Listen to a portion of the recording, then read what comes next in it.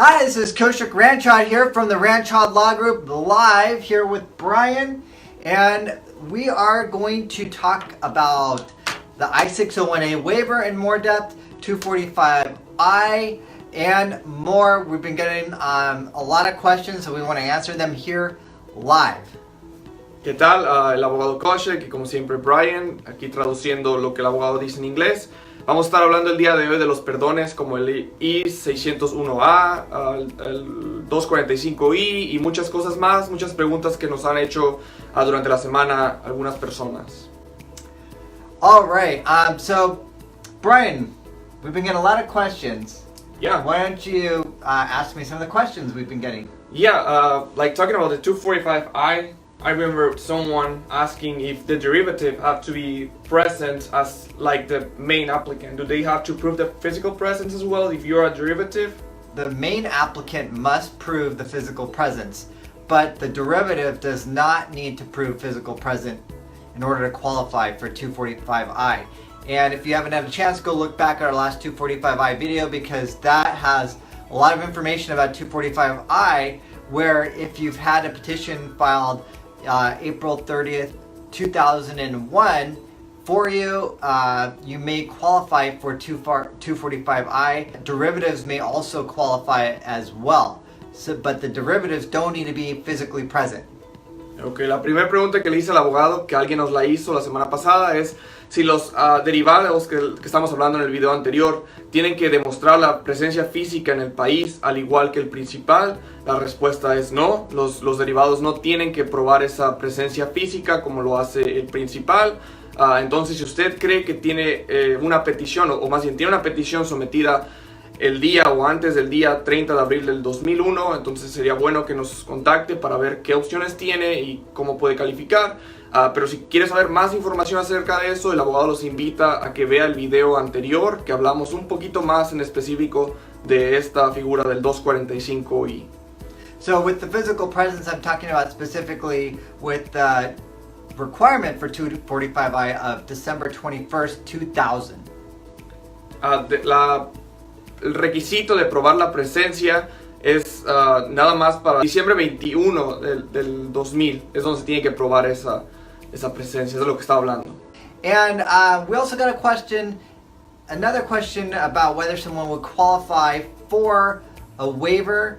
Her daughter is married to a U.S. citizen, but she entered illegally and she was denied at the U.S. Embassy. What do you do in this situation?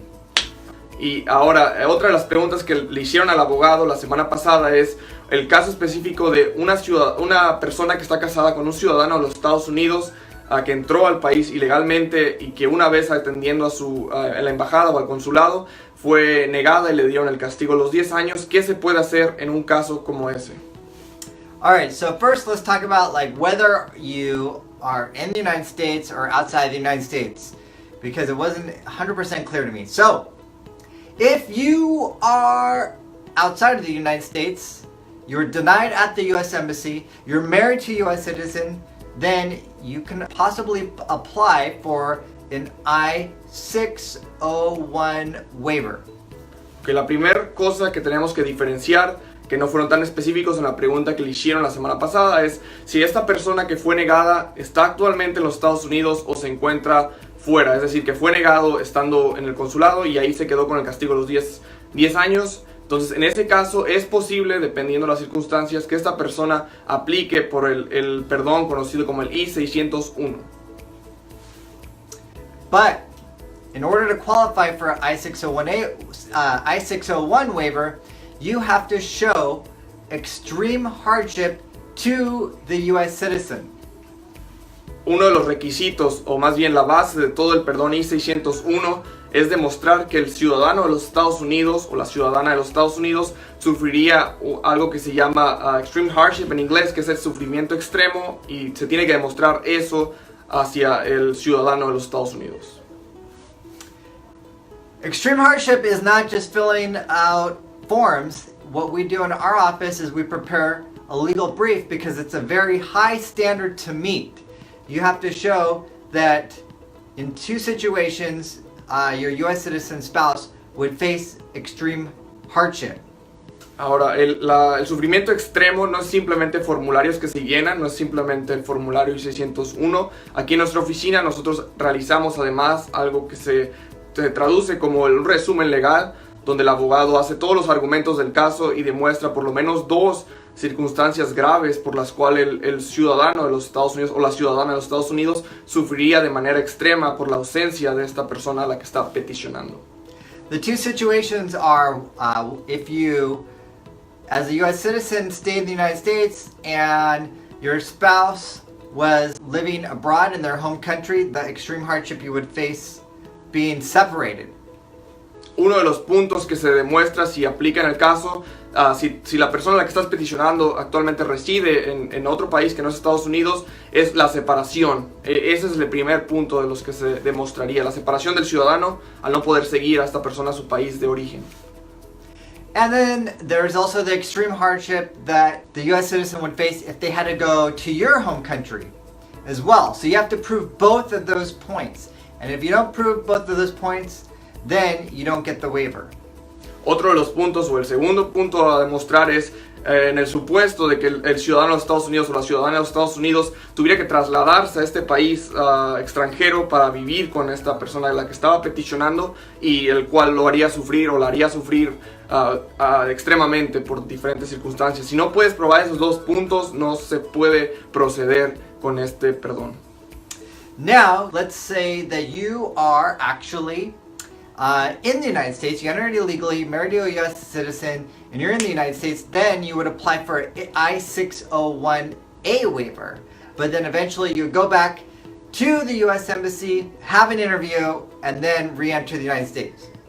Ok, retomando la pregunta que nos hizo esta persona, ahora en el otro supuesto donde la persona no se encuentra en su país de origen, sino se encuentra en los Estados Unidos después de ese castigo, existe el recurso parecido en nombre, pero se le agrega la letra A, es el I-601A, el cual permite hacer el proceso dentro del país, pero una vez que llegan a la etapa consular tienen que salir de nuevo y volver a entrar, volver a ser admitidos adentro de los Estados Unidos. We're talking about one of the questions that we got. What do you do if you got denied at the U.S. Embassy and you're married to a U.S. citizen? So now we're talking about, well, if you're in the United States, you entered illegally but married to a U.S. citizen, there's the I-601A. And if you have questions, you can also call us 916-220-3137 and ask us a question that way as well. So in this situation, you also could be eligible for 245I if you had a petition filed for you on April 30th, 2001. So that's another option that could be available. Acabamos de hablar de los supuestos de la persona que aplica afuera, la persona que aplica adentro, los recursos que se pueden hacer y además si tiene una petición sometida en cierta fecha, existe también el beneficio del que hablamos, el 245I. All right, and another option that could be available to you if you entered with the visa but overstayed or still in lawful status, you don't need to file for a waiver. You wouldn't need to file for I-601A, you don't need to file for I-601, you wouldn't need 245I, you can just directly file for a marriage-based green card. Otro de los supuestos, y era otra de las preguntas que nos hicieron, si ustedes entraron con visa, ya sea que se sobrepasaron del tiempo permitido de esa visa o actualmente todavía está vigente esa visa, es posible poder ajustar el estatus sin tener que salir y sin tener que someter un perdón, siempre y cuando se hagan las aplicaciones correctas, debidas para poder someter ese ajuste de estatus en base al matrimonio. All right, so that answers that question. What else do we have, Brian? What type of visas normally we see that they can adjust status? Any kind of visa, if they enter the country with any kind of visa, or has to be specific kinds of visas? So typically what we see is people entering like on a visitor visa, they might have overstayed, or a student visa, a H-1B visa. One type of visa that there could be issue with is the J-1 visa. If you're subject to the 2-year home residency requirement, then we would need to do a waiver for that 2-year home residency requirement and then apply for the green card. Now this is really important because we see a lot of people that don't realize that they need to get rid of this 2-year home residency requirement before they file for the green card, and then they come to us at the end stages very nervous because they filed for the green card and realized, oh, they needed the J1 waiver. Right now the J1 waiver is taking 10 to 14 months. So it's really important if you're subject to the 2-year home residency requirement with the J1 visa, you get started with that as soon as you can, because that is taking such a long time, and you want to have that done before you file for the green card, especially with the new policies that Trump has put into place with possibly denying cases without a request for evidence. Ok, la pregunta que le hice al abogado es si cualquier tipo de visa le permite a la gente ajustar el estatus aquí dentro del país y poder obtener esa green card sin tener que salir ni someter un perdón. La respuesta es depende del tipo de visa. Normalmente en nuestra oficina nosotros vemos las más comunes, que son las visas de turista, las visas de estudiantes, las H1B, pero existen otras como la J1, la cual requiere de 2 años de residencia fuera del país, o tiene requisitos específicos, y por lo cual es muy importante que si no los cumple, entonces usted someta un perdón específicamente para la J1. Ahorita se están tardando sus perdones de 10 a 14 meses en ser procesados, es mucho tiempo de espera, pero es muy importante que consulte con un abogado, que nos consulte a nosotros para ver qué son los requisitos totales, sobre todo ahora con la administración de Trump, el cual él está promoviendo que se puedan negar las aplicaciones sin pedir evidencia a los aplicantes como era antes, que cuando algo no estaba completo simplemente solicitaban más evidencia, pero ahora está en la posibilidad, en la discreción de los agentes, simplemente negar la aplicación directamente. Entonces, por favor háganos las preguntas que tengan y contáctenos si tienen alguna pregunta al respecto.